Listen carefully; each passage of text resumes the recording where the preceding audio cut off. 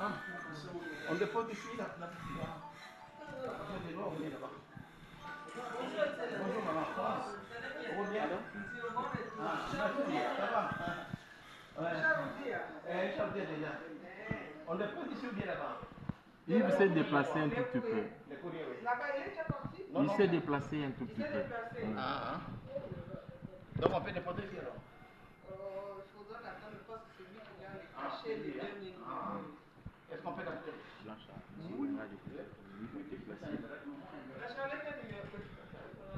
Ah bonjour. Oh, La la Charlotte chasse, ça va dire?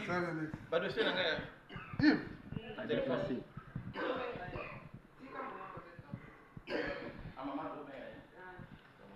Signer à qui c'est comme ça. Vous filmez tout.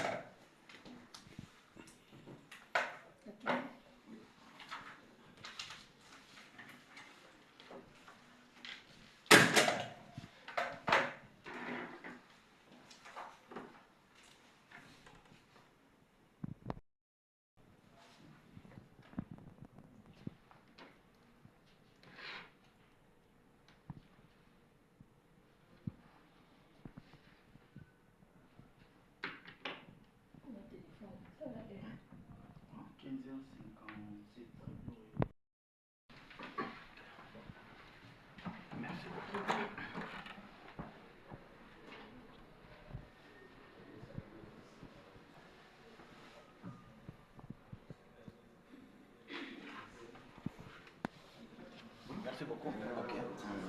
Merci beaucoup.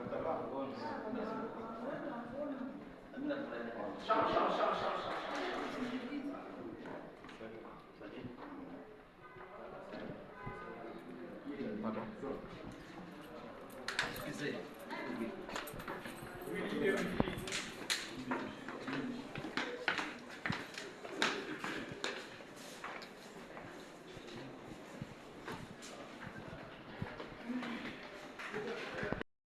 Venir déposer la proposition de loi portant fixation, modalité de prélèvement des taxes de redevance perçues sur les activités socio-économiques liées au jeu d'argent et de hasard. Comme nous l'avons constaté après une longue recherche, plus de 2 milliards de dollars échappent chaque année à l'État congolais par mauvaise gestion des jeux d'argent et de hasard. C'est un manque à gagner important.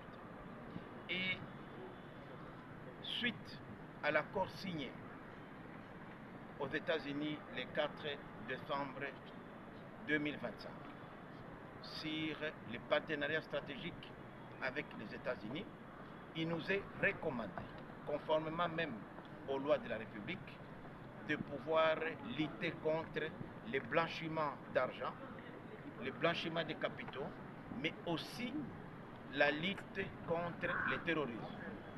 Or, cette masse d'argent qui n'est pas contrôlée par l'État aujourd'hui pourrait être utilisée dans le terrorisme comme aussi dans le blanchiment d'argent.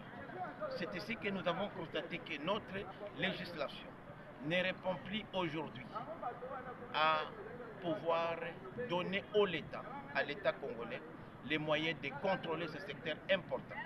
qui aujourd'hui non seulement fait appauvrir les Congolais par mauvaise gestion, puisqu'il y a des Congolais qui sont devenus accros au jeu des hasards. Vous allez voir les gens dans les quartiers vraiment modestes en train de parier les jeux sportifs et l'État ne contrôle pas puisque ça a une complexité extraterritoriale. Vous avez vu les jeux en ligne, les jeux des hasards, et ce sont des étrangers qui s'enrichissent sur les dos des Congolais. C'est ainsi que nous avons défini aujourd'hui un cadre. Nous sommes allés même plus loin pour demander la réforme de la Société nationale de loterie, qui depuis 1984 a eu le pouvoir d'organiser les jeux de loterie. Or, les tests qui régissent aujourd'hui la SONAL ne répondent plus aux réalités du moment. Quand vous allez dans les pays comme le Canada, vous allez voir la loterie du Canada a construit plus de 60% des logements sociaux. C'est pourquoi nous avons même instauré une taxe, comme dans le secteur minier, on a parlé de 0,3%. Nous avons mis 5% du chiffre d'affaires réalisé. Vous allez dans les casinos, vous allez dans les jeux ici, on ne connaît même pas, il y a même des jeux imaginaires dont nos frères souffrent. Il y a même des gens qui sont devenus des malades mentaux aujourd'hui, puisqu'ils ont perdu beaucoup d'argent dans ces jeux-là. Il faut que l'État ait des structures d'accueil. L'État, pour le faire, il faudrait qu'il y ait des moyens. Et les moyens ne peuvent provenir qu'à ce qu'on appelle la contre-valeur, qui est une taxe qu'on va imposer sur non seulement la mise qu'on va placer, mais aussi sur les chiffres d'affaires réalisés. Donc, avec cette proposition de loi, l'État congolais pourrait aujourd'hui récupérer 2 milliards de dollars, mais aussi sécuriser les circuits de cet argent-là. Voilà l'essence, l'économie de la proposition de loi que nous sommes venus déposer aujourd'hui au bureau de l'Assemblée nationale et que nous pensons que cette proposition sera très bien accueillie par nos partenaires américains.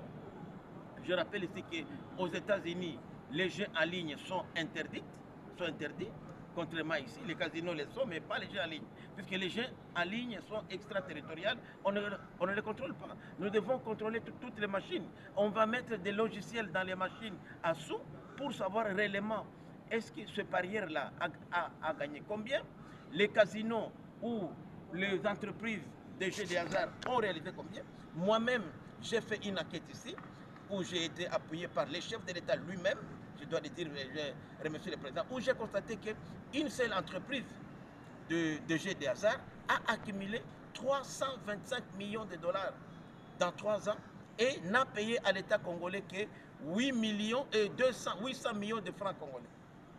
325 millions, vous rendez une seule entreprise et qui n'est pas de première catégorie, de deuxième catégorie. Aujourd'hui, les rebelles font de l'argent. Quand vous voyez les entreprises comme Genge, Sport, les autres, payent 15%. À Goma, à Bukavu et partout, dans les territoires occupés par les rebelles. Ils financent indirectement les rébellions, alors que c'est nous ici qui leur avons donné des licences d'agrément. Donc voilà un peu cette proposition de loi, c'est le travail pour dire que les députés nationaux, même en vacances, nous travaillons. Et c'est ça la mission pour laquelle nous avons été envoyés ici à l'Assemblée nationale. Mais ne voyez-vous pas que... Et quand elle dépense de l'argent, cet argent-là n'est pas répercuté, n'a aucune incidence sur l'économie nationale. Lorsque nous allons récolter le dû qui revient à l'État, l'opérateur pourra toujours rentrer dans son investissement parce que nous ne récupérons qu'au prorata de ce que lui aura réalisé. C'est ainsi que nous allons construire, par exemple, des stades de musées. C'est inadmissible qu'aujourd'hui, dans la ville de Kinshasa, il n'y a aucun stade qui peut accueillir une compétition internationale. Lorsque nous regardons aujourd'hui ce stade Tata Raphaël, c'est un stade même qui menace même la vie de nos compatriotes, puisque c'est un stade qui ne répond plus aujourd'hui aux normes. Le stade de Martyrs ne peut plus accueillir des compétitions. Nous devrions avoir aujourd'hui, au moins dans chaque commune, un stade moderne capable de recevoir, d'accueillir des compétitions, non seulement internationales, mais aussi nationales. Ce qui n'existe pas ailleurs, c'est cet argent-là qui devrait être utilisé. C'est pourquoi nous avons parlé des taxes et redevances perçues dans le cadre des activités socio-économiques. Donc c'est vraiment une chose qui a réussi ailleurs. Je donne le cas par exemple du Burundi que j'ai visité. Lorsque les Burundis qui ont une loi presque similaire, et ils sont passés des recettes de 300 millions de francs burundais à 84 milliards de francs burundais. Donc, il n'y a pas match. Nous devons aujourd'hui récupérer ce qui revient à l'État et l'entrepreneur qui est dans les jeux de hasard et d'argent pourra toujours se retrouver. Merci, Excellence. En Lingala.